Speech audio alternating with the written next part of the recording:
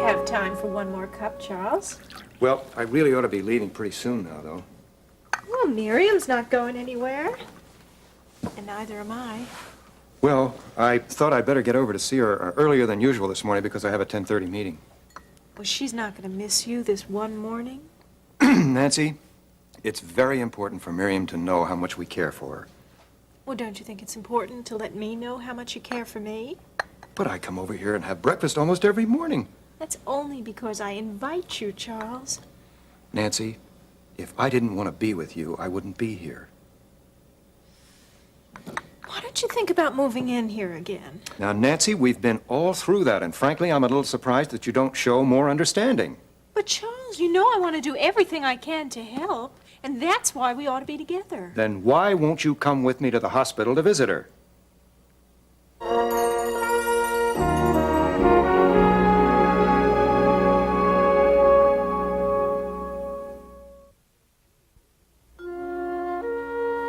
The last thing I want to do is hurt her. Jean, you make Mama sound like some little gray-haired old lady that sits around knitting all day waiting for the family to come home. I can barely keep up with her. I guess you're right.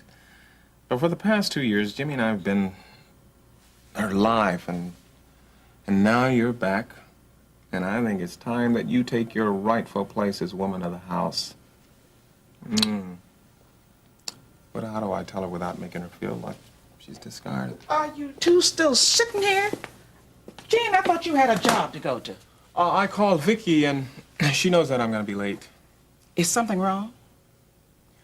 Mama, there's something we'd like to talk to you about. Well, what is it? Well, Carla and I were thinking that we need more time alone. You're going on a honeymoon? No, Mama. Well, you should. Why don't you take one of those romantic cruises I keep seeing on the TV that's so... Maybe later, but right now there's another matter to attend to. And Mom, I love you, and I don't know what Jimmy and I would have done without you. And you've always taken care of me and pointed me in the right direction, and when I failed, you always picked me up. And I'm always going to need that from you, Mom. But Carla's back now, and we just have a lot of things that we have to work out. And, I mean, we've come a long way already, but I just think it's important that we do the right thing this time is all. Jean, what are you trying to say? Mom, we're thinking about not moving back to the duplex with you. Well, we'd like to live here if Terry will sell us the house. Mama, now, I don't want to hurt you, and you mean so much to me, but I feel that this is the best thing for Carla and me right now. I hope you understand.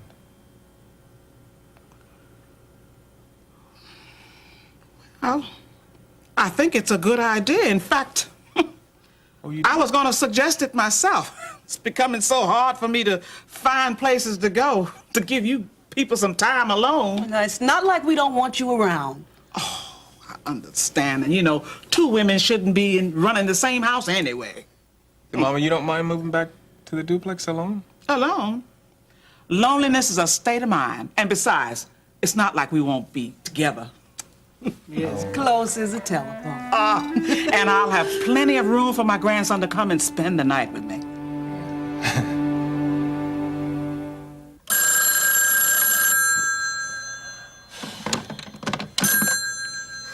Hello? Becky. Russ? Oh, listen, you sound like you're still in bed. I'm sorry if I called so early. No, honey, I have to get up anyway. I'm glad you called. Really sorry, the kind of mood I was in when you called last night. What was wrong? Exams, you know, school in general, just starting to get to me. You don't sound too happy. Well, you know, I'm not sure how I did this semester, and I'm still waiting for some med schools that haven't rejected me yet. Russ, I didn't know. How many rejections? Just 3. 3? Well, why didn't you tell me? Well, you were so involved in your own career, I just didn't think that you'd be interested. Honey, of course I'm interested. You're my husband. There's always that possibility that I won't make it. Yes, you will make it, and you'll make a wonderful doctor, too. Right, wonderful. Am I forgiven for last night? Am I forgiven for staying away for so long? Forgiven. You too. Listen, you coming to the graduation Friday night? What time is it? 6? Of course I'm gonna be there. But I'm gonna have to be back here by 9 o'clock for my first show. It's only an hour's flight. Russ, I miss you. Me too. Listen, since classes are all done and everything, you think you could fly up here for a couple days? No, I can't. Why? Just a lot of preparations for graduations, you know. More important stuff than me, huh? Nothing's more important than you. Just, there's a lot of loose ends to tie up, that's all, you know. And besides, I'll be seeing you, Friday, so. Maybe after graduation, then you could fly up for a couple days. We'll see. Hey, listen, I better get going, huh? Okay, thanks for calling. See you Friday night, right? Yeah, I wouldn't miss it. Russ, I love you.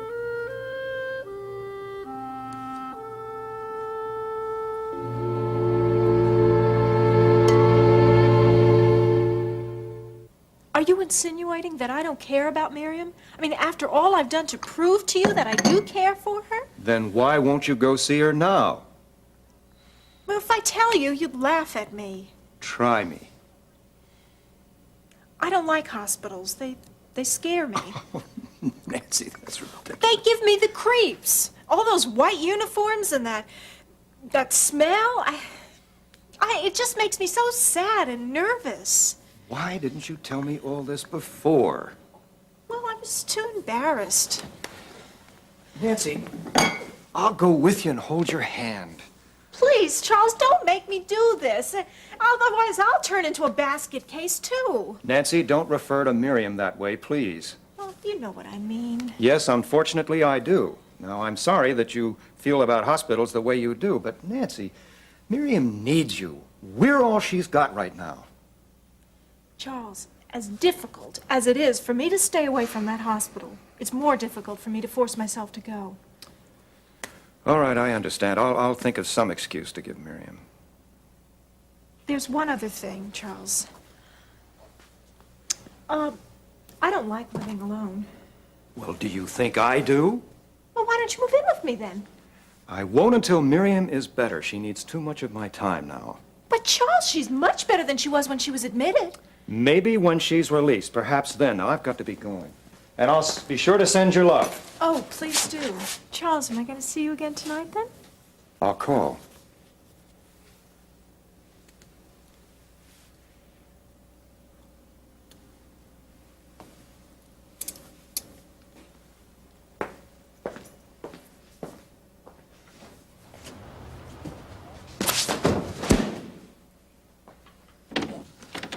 Jean. Terry.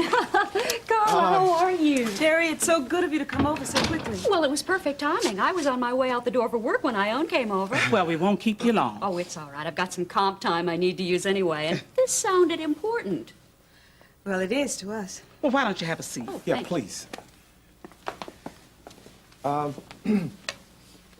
First, well, we'd like to really thank you for allowing us to stay here during the remodeling of the house. Oh, it's my pleasure, but I bet you're anxious to move back. Oh, it's the perfect house for me. Not that I haven't liked being here, but you know, it's just not home.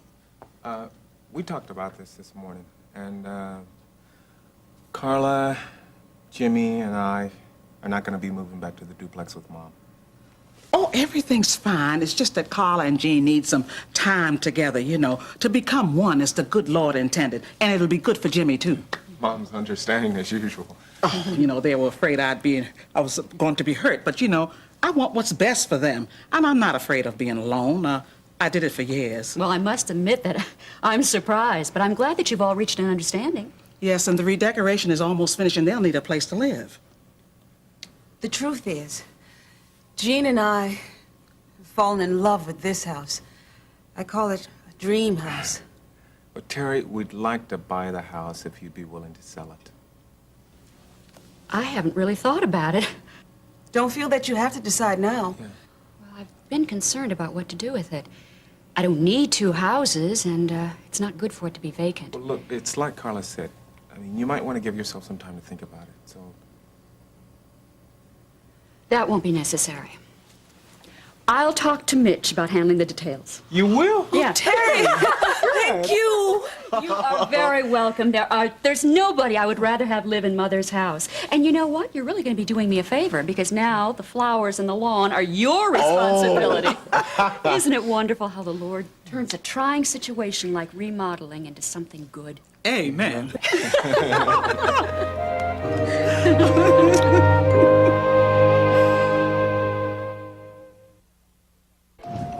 Dr. Martin, Oh, Mr. Carpenter. how's Miriam? Better than last night, although she is a bit confused. Confused? Don't be alarmed. It's not uncommon for patients to become temporarily disoriented during drug withdrawal. Well, what happened?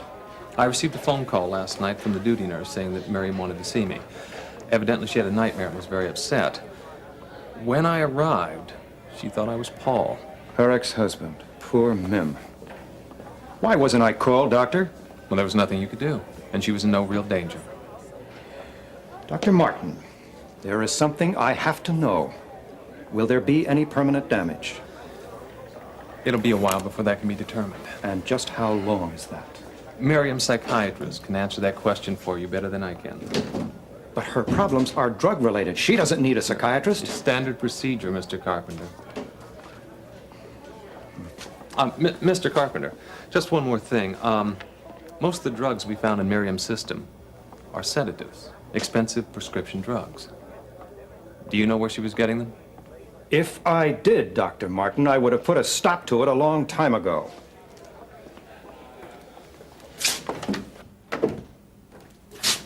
Ma'am?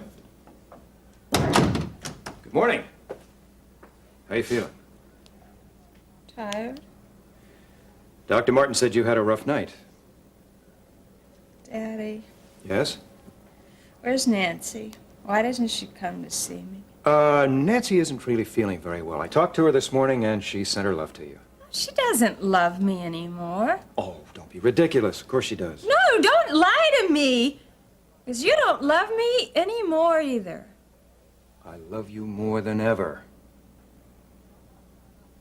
And Mother doesn't love me either, because she doesn't come to see me.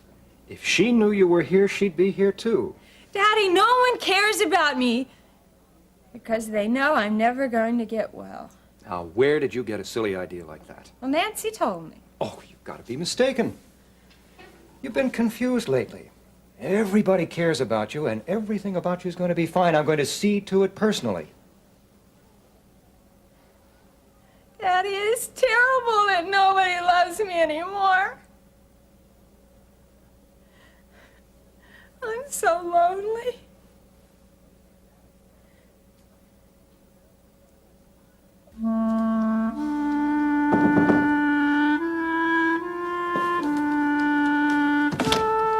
Get out there.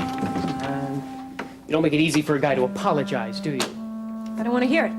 I don't know what came over me last night. I really am sorry. Not accepted. Now, would you please leave? Look, you've made it clear you're not interested in mixing business with pleasure. But I'm still your producer and the guy who pays for this room. Really? Well, last night it was Sleep With Me or No More Music, remember?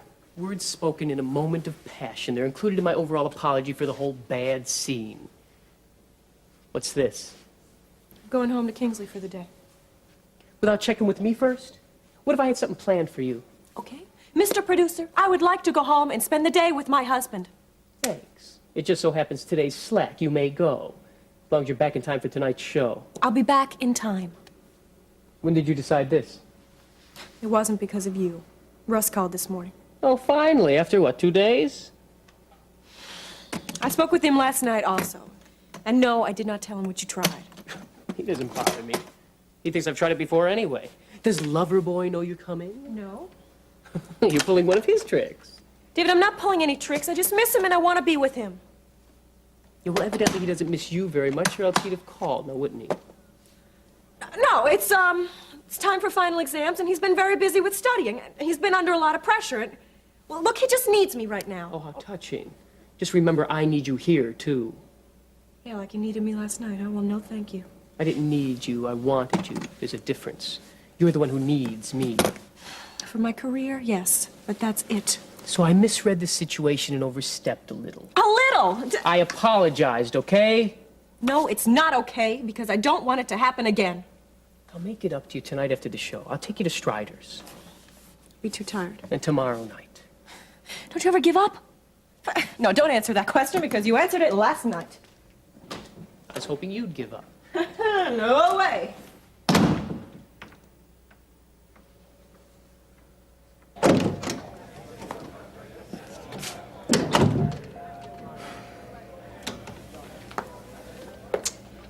Mr. Carpenter, are you all right? Mrs. Davidson, it isn't easy for a father to realize he's failed. I couldn't even convince my own daughter that I loved her. Having her admitted here for treatment proves your love for her. She'll realize that one day. But I could have prevented all this. I moved out when she needed me most. I was trying to help her into thinking she was more self-reliant, more independent. Oh, I'm sure you had good intentions. I did, but what good is that doing Miriam? I simply was never the kind of father that she needed. I spoiled her rotten, I gave her everything she needed, and she grew up to expect it. Miriam can bounce back from this stronger than ever. The fact still remains that I failed her. As parents, we try to give our children what's best, and we only hope and pray that it's really best for them. Yes, but did I do my best? When Miriam feels better, you can ask her that question. Yes, if she can answer. Dr. Martin has indicated that there may be permanent damage. Don't give up hope, Mr. Carpenter. All things are possible with the Lord. Mrs. Davidson, I am a man who doesn't hope for things, I make them happen. It's just that I feel so helpless in this.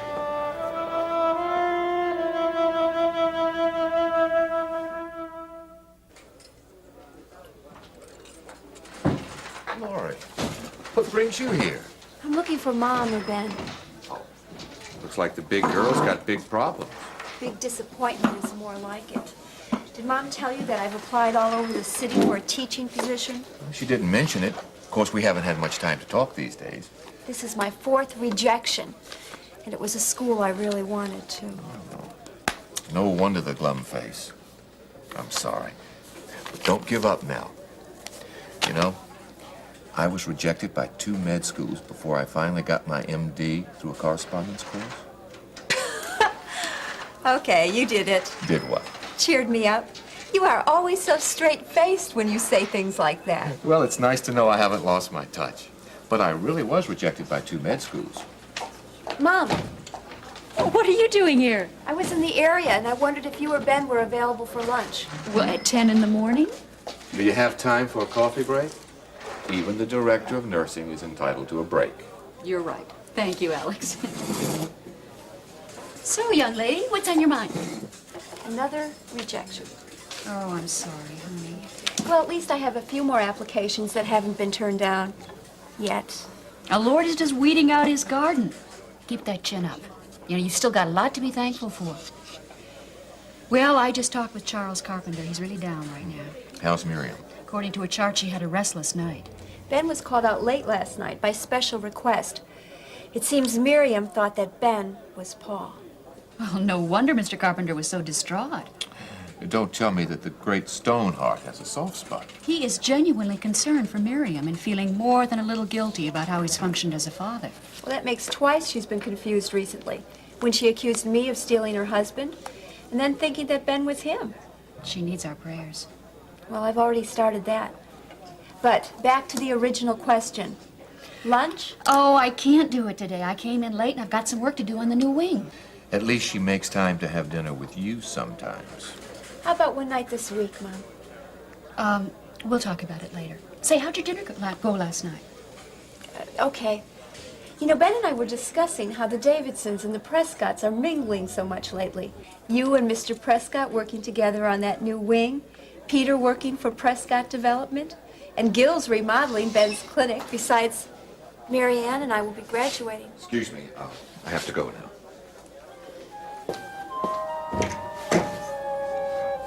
Was it something I said?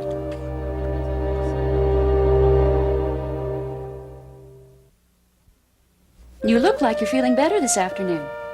Oh, I do. That nap was just what you needed. I'm really thirsty. Here you go. Why don't you wear a uniform like the other nurses? Well, because I'm not a duty nurse now. I was recently promoted to director of nursing. Then you're not really my nurse? Not officially. But I'll drop by from time to time, check on you, see if there's anything you need that I can get for you. Well, I need Nancy, but Daddy says that she's not feeling well. She should take some of my medicine. What medicine? Well, the medicine she always got for me when I didn't feel well. Like aspirin? No, it was special medicine from a doctor. What doctor did you go to? I didn't. Nancy did. You mean Nancy went to a doctor and got you medicine? I think so. Nancy was my friend.